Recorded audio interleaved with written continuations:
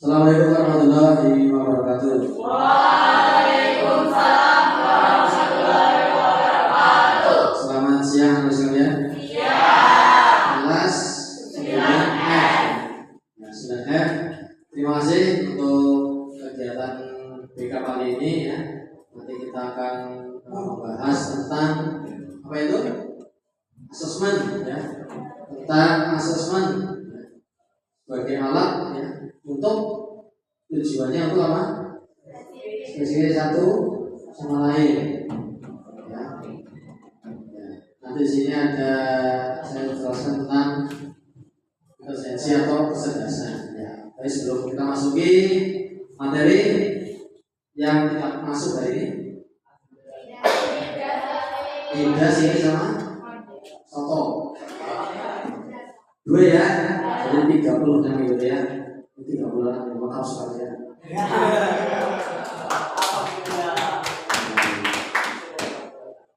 Oke, untuk absen juga ya. Berdoa ya. Jangan dibimbing oleh salah satu ketua kelas untuk mulai.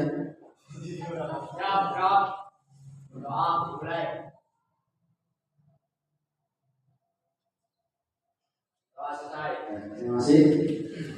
Baik, untuk kali ini nanti kita akan bahas tentang intelijensi atau kecerdasan. Nanti ada gaya-gaya belajar apa saja yang perlu kalian ketahui ya. Jadi sebelum itu SBI dulu ya. Sambil dulu nggak apa-apa. SBI itu juga seluruh ya. SBI itu seluruh betul. SBI itu adalah membangkitkan suasana belajar yang lebih optimal atau maksimal ya. Nanti untuk SBI-nya tepuk tangan saja ya. Tepuk tangan, tepuk atau tepuk. Tepuk 1, 2, 3. Gimana mau? Jomblo. Kenapa? Tepuk berarti jomblo. Oke. Saya tes ini untuk sudah melatih apa namanya tingkat konsentrasi awal ya. Tepuk 1, 2, 3. Jomblo. Cepat main cepat. Tepuk 2, 3, 1, 3. Jomblo.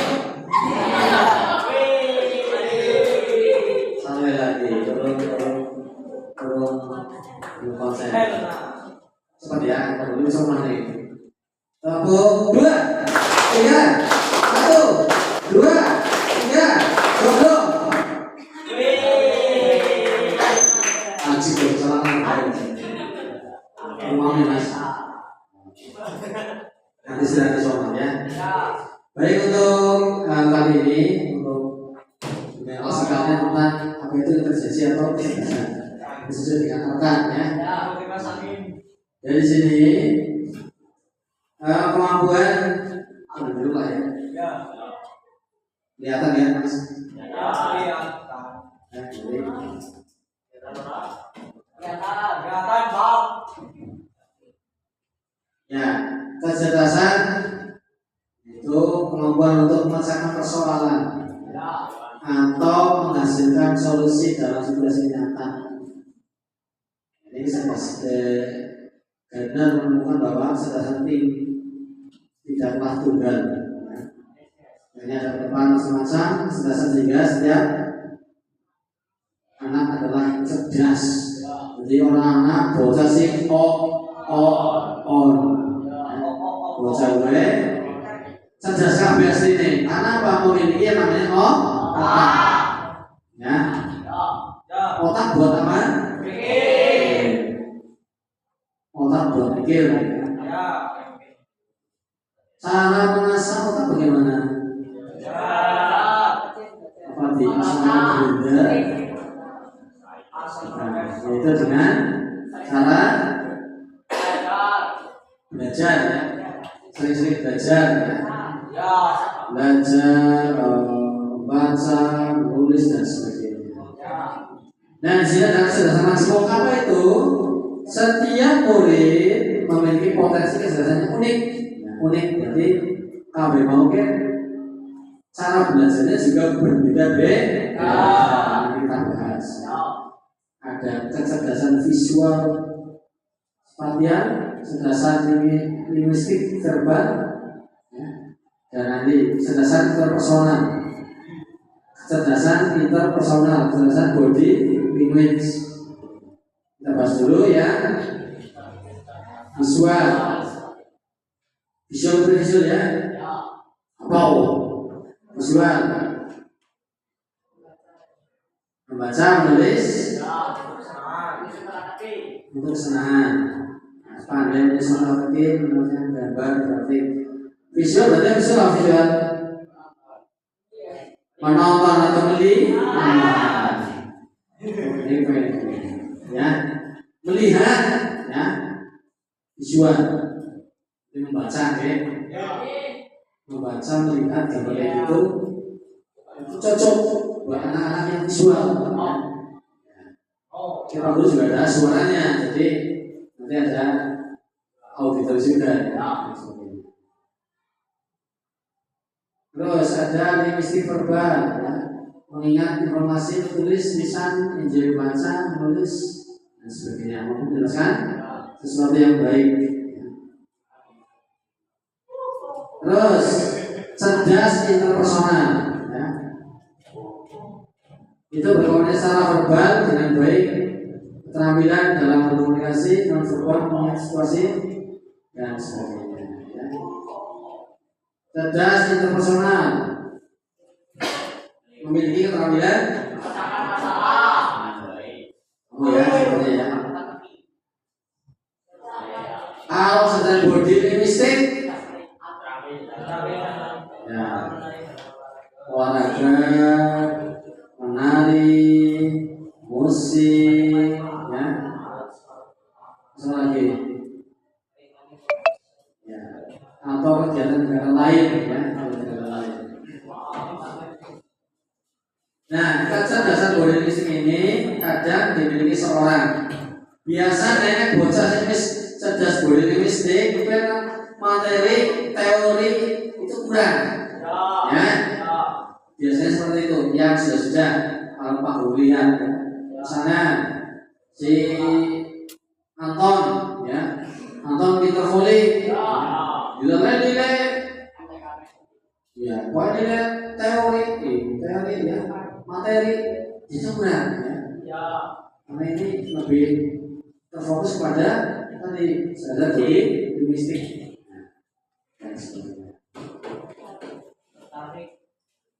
Ini cerdas naturalistik, tertarik pada pelajaran seperti botani, biologi, zoologi, ya.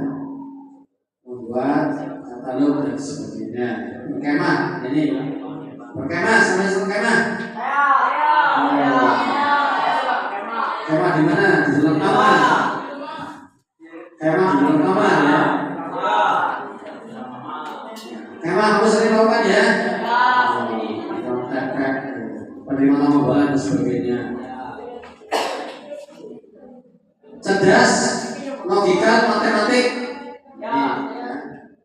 itu mengasih kekuatan dan kelemahan diri dengan baik, menikmati ketika menulis teori dan ide.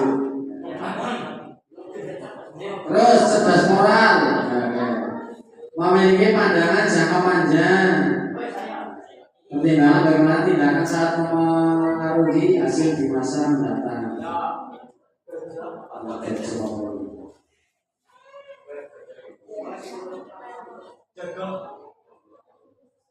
Gaya belajar dan pembelajaran berdiferensiasi, mengakui dan merespon keberagaman murid di kelas menjadi landasan utama dalam pembelajaran terdiferensiasi. Adanya merupakan pendekatan satu ukuran untuk semua model. Belajar secara aktif menyesuaikan metode pembelajaran, tugas dan sebagainya.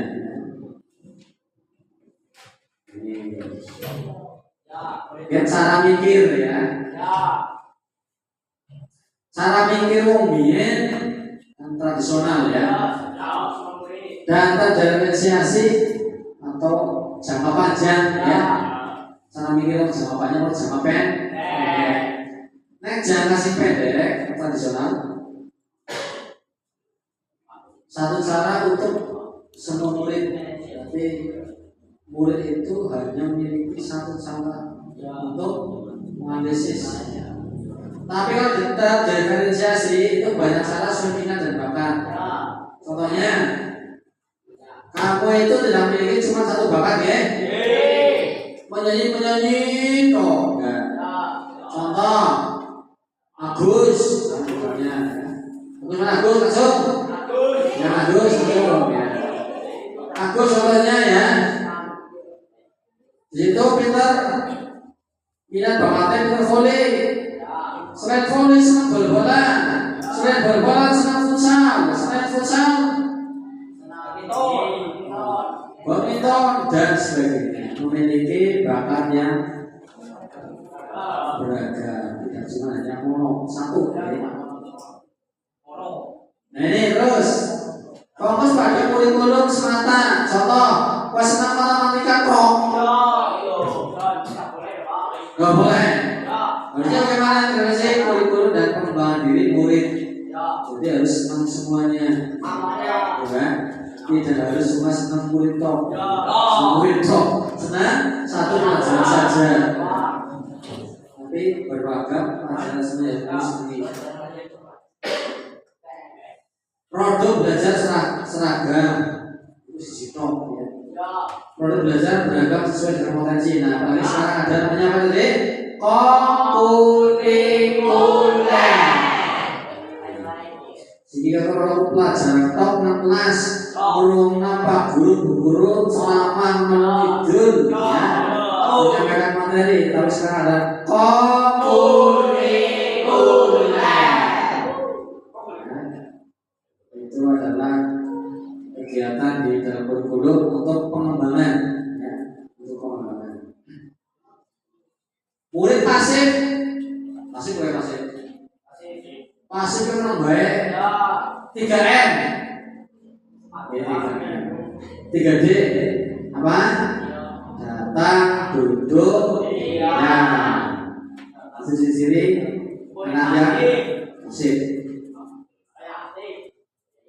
Tapi kalau yang terdiferensiasi itu murid aktif dan terlibat secara personal. Ya, jadi aktif. Pertanyaan. Apa itu Pak? Apa itu Bu? Ini apa Pak? Ini apa Bu? Dan sebagainya. Harus aktif dalam untuk mengajukan pendapat dan sebagainya.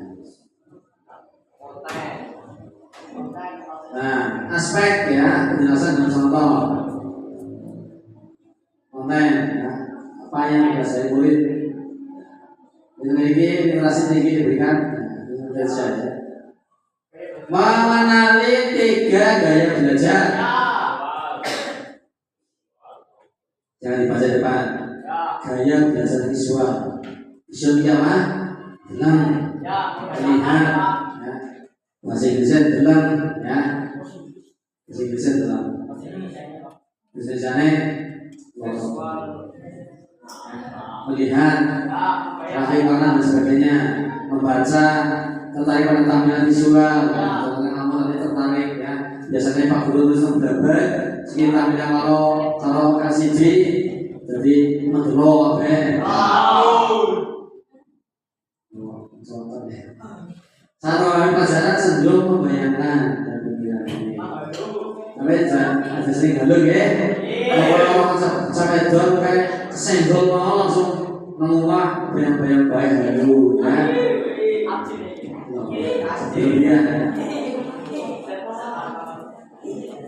Salah 3 pembelajarannya aktif.